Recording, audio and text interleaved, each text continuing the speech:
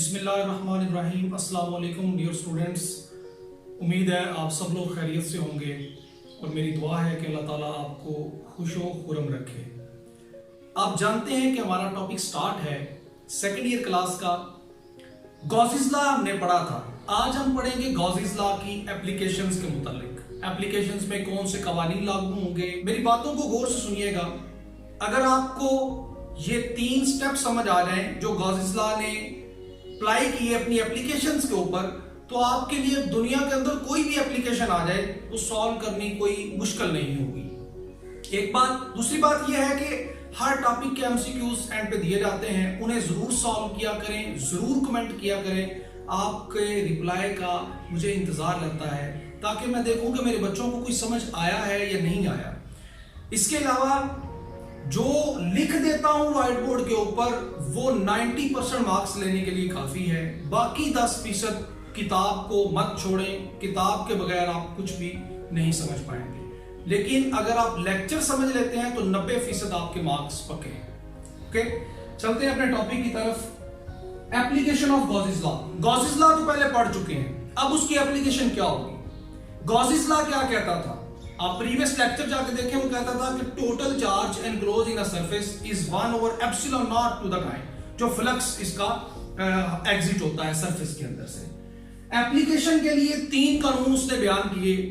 हमारा मकसद इसमें होता है कि हमने इलेक्ट्रिक इंटेंसिटी फाइंड आउट करनी है। बात याद रखना है, क्या मकसद है, इलेक्ट्रिक इंटेंसिटी फाइंड आउट करनी है। तो उसके लिए पहला स्टेप आप देखें, by applying Gauss's law we can find out electric intensity. मकसद क्या है, इलेक्ट्रिक इंटेंसिटी निकालना।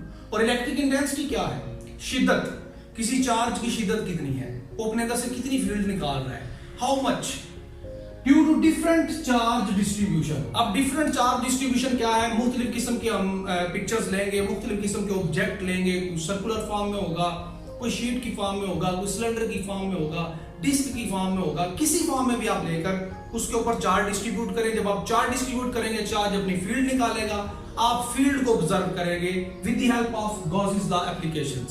उसके लिए आपको 3 रूल्स याद रखने होंगे, ये गॉसिस लॉ के लिए इंपॉर्टेंट है एप्लीकेशंस के लिए। First of all, draw imaginary closed surface which pass through the point at which the electric intensity is to be measured. बात उसने ये किया है कि आप क्या करें, सबसे पहले एक इमेजिनरी क्लोज सरफेस बनाएं। वो सर्कुलर फॉर्म में हो सकती है, वो इमेजिनरी शीट की फॉर्म में हो सकती है, वो किसी भी फॉर्म के अंदर एक इमेजिनरी सरफेस बनाएं। और इमेजिनरी सरफेस बनानी किधर है, उस पॉइंट P के ऊपर। पॉइंट P अक्सर हम लिया करेंगे, उस पॉइंट के ऊपर बनानी है जहां आप चाहते हैं कि यहां हमें इलेक्ट्रिक इंटेंसिटी चाहिए। फॉर एग्जाम्पल, आपके पास एक रूम है, आप रूम के अंदर बैठे हुए हैं और आप चाहते हैं कि मैं अपने फैन के ऊपर, जो पंखा छत पे लगा है, इस जगह पर चेक करूं कि कितनी रोशनी की शिद्दत पड़ रही है। तो आप उसको मार्क कर लेंगे, उस एरिया को इमेजिनरी गॉसियन सरफेस में कैलकुलेट करेंगे, वहां इमेजिनरी गॉसियन सरफेस बना देंगे। फिर वहां पर आप चेक करेंगे with the help of Gauss's law कि कितनी यहां पर इलेक्ट्रिक इंटेंसिटी की शिद्दत है। तो जहां आपको इलेक्ट्रिक इंटेंसिटी की जरूरत है उधर आप एक इमेजिनरी गॉसियन सरफेस बनाएं और वहां एक पॉइंट P मार्क करते हैं। ये पहला स्टेप होगा। Number 2, calculate the flux enclosed bye Gaussian surface. अब वहां पर फ्लक्स आप कैलकुलेट करें, जो चार्ज पड़े हुए हैं, जो आपने चार्ज डिस्ट्रीब्यूट किए हुए हैं, वो सारी बात है, फ्लक्स निकाल रहे हैं, फील्ड निकाल रहे हैं, उसकी आप क्या करें, फर्स्ट ऑफ ऑल कैलकुलेट करें flux enclosed by the Gaussian surface. Third one क्या है, calculate E by applying Gauss's law. अब E फाइंड करें। आखिरी पॉइंट क्या होगा, इलेक्ट्रिक इंटेंसिटी फाइंड करनी बाय अप्लाइंग गॉसिस लॉ, यानी Q/ε0 वाला फार्मूला लगाकर आप फाइंड आउट कर सकते हैं।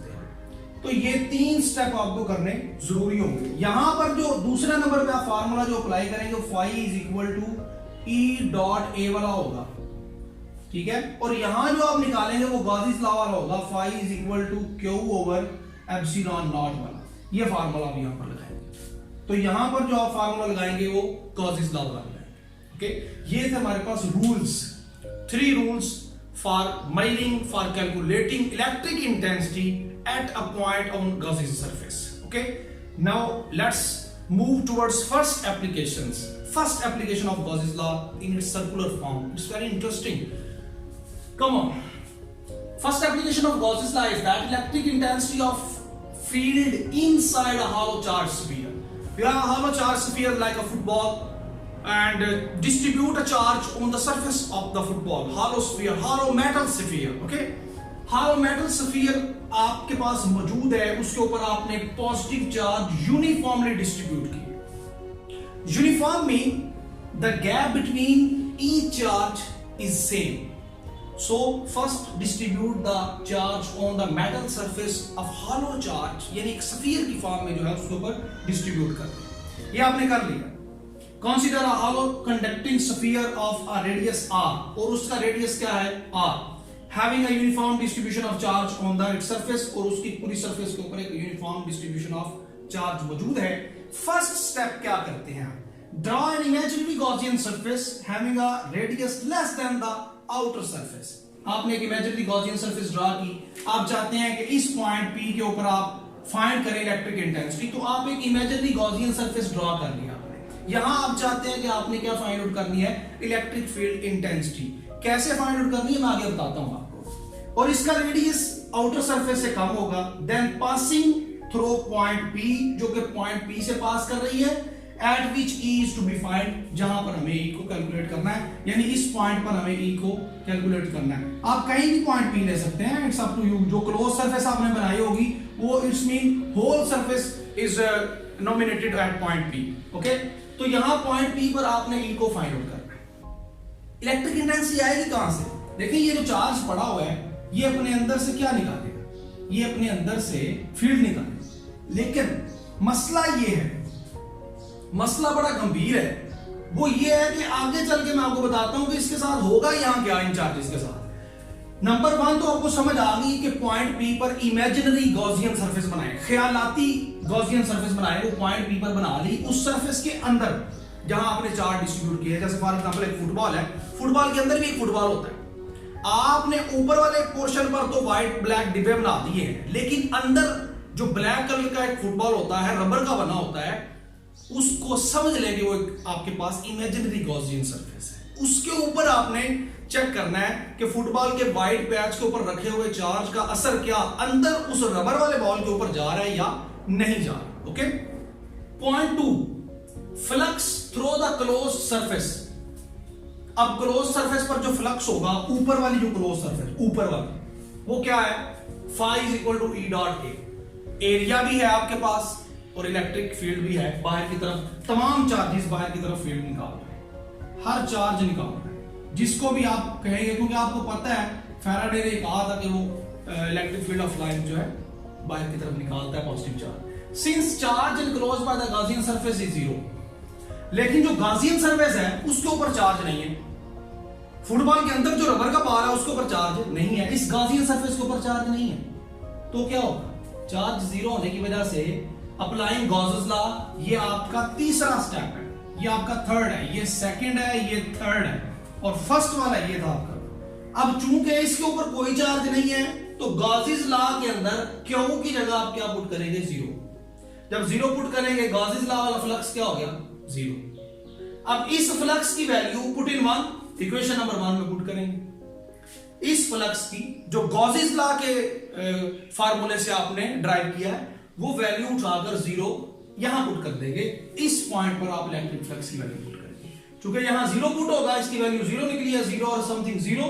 जब जीरो पुट करेंगे आपके पास एरिया तो कभी जीरो हो नहीं सकता, तो इलेक्ट्रिक इंटेंसिटी क्या हो जाएगी? जीरो. इट्स मीन दैट कि यहां पर गॉसियन सरफेस के ऊपर there is no electric intensity, because ये एक कंडक्टिंग मेटल स्फीयर है, ये अंदर की तरफ फील्ड को कभी नहीं आने देगा. फील्ड आप चेक कर ले, मैंने बाहर बनाई थी इसलिए मैंने कहा था आगे चल के आपको बताता हूं, एक राज की बात है, वो अंदर आने नहीं देगा. जब अंदर ही नहीं आने का देगा तो फिर जो ये गॉसियन सरफेस है इसके ऊपर कोई चार्ज नहीं आएगा, तो इलेक्ट्रिक इंटेंसिटी इसमें मौजूद ही नहीं होगी. तो ये बात तय हो गई कि first application of Gauss's law ये शो करती है कि अगर आपके पास एक कंडक्टिंग मेटल स्फीयर है, उसके अंदर आप इलेक्ट्रिक इंटेंसिटी फाइंड आउट करना चाहते हैं, तो ऊपर जो चार्ज आपने डिस्ट्रीब्यूट किए हुए हैं वो कभी भी अंदर नहीं जाएंगे. फुटबॉल है, उसको आप पानी के नीचे रखें, पानी अंदर नहीं जाएगा. अगर वो प्रॉपर इंसुलेटिंग है तो, ठीक है। इस हिसाब से ऊपर चार्ज रखें तो अंदर नहीं जा रहे, इसलिए अंदर इसके इनसाइड द जो आपके पास स्फीयर है, conducting sphere, electric intensity remain zero. उसके लिए उसने रिजल्ट लिखा है 10 interior of hollow charge metal sphere, जो अंदर वाला हिस्सा है, इंटीरियर है, is a field free region. वो फील्ड फ्री रीजन है, इसमें इलेक्ट्रिक फील्ड नहीं मौजूद। Field free region therefore any apparatus placed within a metal enclosure, अगर कोई भी apparatus आप इस तरह के मेटल एनक्लोजर के अंदर रखते हैं, metal enclosure shielded from field, shielded का मतलब है प्रोटेक्ट होना, हिफाजत करना, तो उसको कोई नुकसान नहीं होगा, वो उसकी हिफाजत करेगा। जैसे आप देखें स्पेस के अंदर जब कोई जाता है तो उस स्पेसशिप के अंदर एक गोल कलर का, अक्सर आपने मूवीज के अंदर देखा होगा कि अगर कोई स्पेसशिप को नुकसान पहुंचता है तो वो उसके अंदर बैठ जाते हैं, उसको एग्जिट करते हैं, फिर वो एक खास किस्म की इस तरह करके बना होता है, वो आपने शायद देखा हो, उसके ऊपर से फिर पैराशूट ओपन हो जाता है, पैराशूट के जरिए वो नीचे आते हैं, ठीक है। तो इसके अंदर पर्सन्स बैठे होते हैं, लोग इसके अंदर बैठकर नीचे आते हैं, अगर फॉर एग्जांपल कभी स्पेसशिप, तो ये एक ऐसा होता है, मेटल स्फीयर बना होता है, मेटल का बॉक्स बना होता है जिसके अंदर अब जब ये स्पेस में आता है तो बहुत तेज गैस इसको बर्न करती है बाहर से, लेकिन उसका इफेक्ट अंदर नहीं आ रहा होता। और इसको किस असूल के तहत बनाया जाता है? Application of Gauss's law, causes law के एप्लीकेशन के असूल के मुताबिक बहुत सी ऐसी इन्वेंशन है जिसमें इसका बड़ा बड़ा रूल्स है। ये मैंने अभी आपको एक बताई है कि जब वो स्पेस, चूंकि आपको पता है कि स्पेस के अंदर से जैसे ही आप एटमॉस्फेयर में आते हैं तो आपको बड़ी बड़ी फ्रिक्शंस का सामना करना पड़ता है, एयर फ्रिक्शन है, डस्ट फ्रिक्शन है, तो वो आग लगती है साइडों पर, बर्निंग होती है, तो उस फील्ड को अंदर नहीं जाने देती, वो प्रोटेक्ट करती है। ये है हमारे पास first application of Gauss's law. Okay, उम्मीद करता हूं आपको समझ आई होगी। 3 बातों का ख्याल रखें जो मैंने कानून बयान किए हैं कि पहले आप इमेजिनरी गॉसियन सरफेस ड्रा करें, फिर आप इलेक्ट्रिक फ्लक्स फाइंड आउट करें जो चार्ज डिस्ट्रीब्यूट किए हैं, फिर गॉसियन लॉ अप्लाई करके फ्लक्स फाइंड आउट करें, जो रिजल्ट आएगा वो वापस जाकर फ्लक्स की वैल्यू इनपुट करें, आपके पास आंसर आ जाएगा जो कि आपको बता देगा कि आपकी फील्ड पॉइंट पी पर है या नहीं है। अभी एमसीक्यूज आपको नजर आएंगे, SP66 को सब्सक्राइब करना मत भूलें। इसी तरह बेहतरीन अंदाज में लेक्चर आपके सामने पेश होते रहेंगे। अल्लाह ताला से दुआ है कि वो मेरे इल्म में इजाफा फरमाए, जो पहुंचाऊं वो मुझे जो आता है और जो मुझे वो सिखा रहा है बेहतर अंदाज तक आप तक पहुंचाऊं, आपको समझने की, आपके दिमाग में, दिल में बातें डालने की तौफीक अता फरमाए। अस्सलाम वालेकुम रहमतुल्लाहि व बरकातहू।